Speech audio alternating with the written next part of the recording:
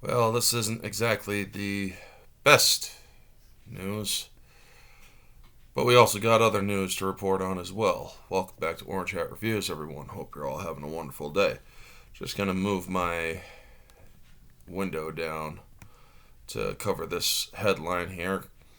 Chris Hemsworth learned during an episode of his National Geographic show Limitless that he possesses two copies of the APOE4 gene, one from both parents, which leads to a greatly increased chance for developing Alzheimer's. In response, he says, "I'm going home and I'm going to have a good chunk of time off and just simply be with the kids, be with my wife." And that is extremely respectable. I mean, when you get a bomb like that dropped on your life, to know that you are now living on borrowed time with your mental capacity, where your memories will fade and you will be lost in life. That is basically the only thing you want to do is say, screw it, I want to be with my family, I want to be with my friends, I want to be with my kids. Make as many memories as you can. So, yeah, this is pretty sad to hear, but we also got this nugget of information as well. In a seeming dig at Taika Waititi, Thor star Chris Hemsworth says he refuses to work with any more mad genius directors. In an apparent but plausibly deniable dig against Thor Ragnarok and Thor Love and Blunder director Taika Waititi, franchise star Chris Hemsworth says that not only will he no longer work with any mad genius directors, but that he is also interested in returning as the God of Thunder if there is something unique and fresh and unexpected to do with the character and the world. If there's anyone who has been privy to Marvel Cinematic Universe's tendency to ruin its characters in service of cheap laughs, it's Thor quadrilogy star Chris Hemsworth. From retreading the exact same I must find myself plotline across nearly every one of his appearances of being demoted from royal prince of a powerful kingdom to a walking, occasional hammer-swinging, laughing stock, Hemsworth's Thor has truly embodied the studio's post-Infinity War inability to treat its characters with any semblance of respect or care. That is true, folks. After I saw Thor Love and Thunder in theaters, I'm not a person who drinks alcohol, but I certainly wanted to drink and forget that film. Sorry. But yeah.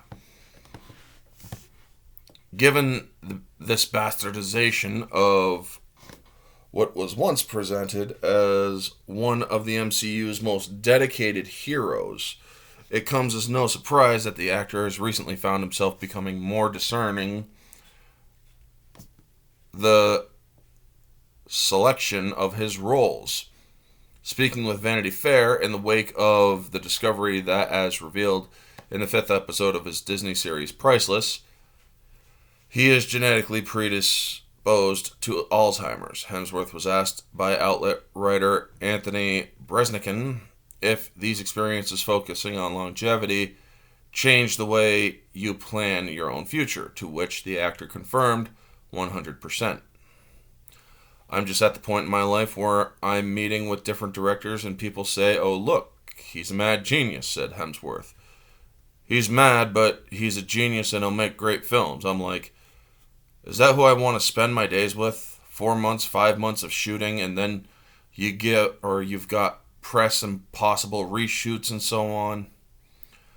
Though Hemsworth did not name any names, given the director's reputation for caring more about subverting expectations than delivering a coherent story, his active disregard for quality control of his own films, it's presumed that the actor's new project vetting process was born from his experience working with the aforementioned Waititi. This theory is further supported by the fact of the directors to most recently work with Hemsworth. Waititi is by far the most eccentric of the group. One would be hard-pressed to find anyone who would earnestly describe well-regarded creatives like Drew Goddard, The Cabin in the Woods, Bad Times in El Royale, or at the El Royale, Gary Gray, The Italian Job, Men in Black International, and Joseph Kosinski, Top Gun Maverick Spearhead, as mad. To this end, Hemsworth told Bresnikan, now something's going to pull me away from my family and kids. It's got to be a positive, constructive, collaborative experience.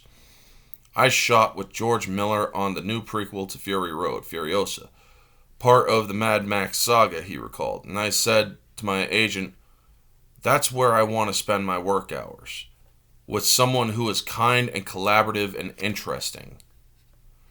On the topic of Miller specifically, Hemsworth asserted that while he certainly was a genius, he was not the mad type. Miller is a director who is very aware of how his energy affects others, and how he has the power to make your day fantastic or shitty, and chooses to be a positive experience, explained the actor. The whole crew, everyone is in a better mood. It baffles me that some people in that position don't understand that. As would be expected with an interview with a Marvel star, the conversation eventually turned to the future of the MCU, his future rather. Met with an inquiry is there more Thor in your future? From Bresnikan, Hemsworth admitted, I don't know. I think there'd be more to say if people want to hear me say it. They always tease more at the end of their movies. Look, I'm completely open to it. If there's something unique and fresh and unexpected to do with the character around the world, or the character and the world, I've always loved the experience, he added. I've been very thankful, and I've been very thankful I've been able to do something different each time. Well, not everybody sees it that way, Bob. I mean, you're a great actor, Chris, but you were mistreated in Thor Ragnarok and Thor Love and Thunder, in my opinion.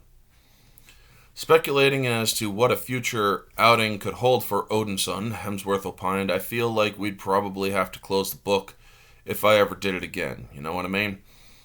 I feel like it probably warrants that, he continued. I feel like it'd probably be the finale, but that's not based on anything anyone's told me or any sort of plans. You have this birth of a hero, a journey of a hero, the death of a hero. And I don't know, am I at that stage? Hemsworth concluded. Who knows? But yeah, it is really sad that Hemsworth is heading towards a high probability that he will have Alzheimer's. I have had family with Alzheimer's. It is never anything easy to handle. You are looking at a person who doesn't know you anymore, who doesn't remember you in most moments when they get to the later stages. And to see the deterioration is quite distressing, to say the least.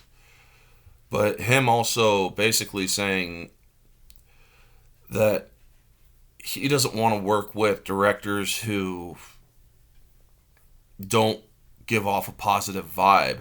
And knowing that Taika Waititi has come out and said, I will ruin your mythos in a minute, baby, threatening fans of franchises just because they have a small disagreement with how the characters that they themselves invested their time in supporting.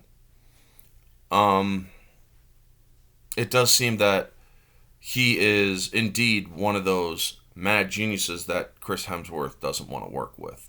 Anyway, folks, that is the video. I just wanted to get this out. As for Chris Hemsworth, dude, your first portrayal as Thor, to me, will always be your best work as Thor. Thor, The Dark World is a good movie as well.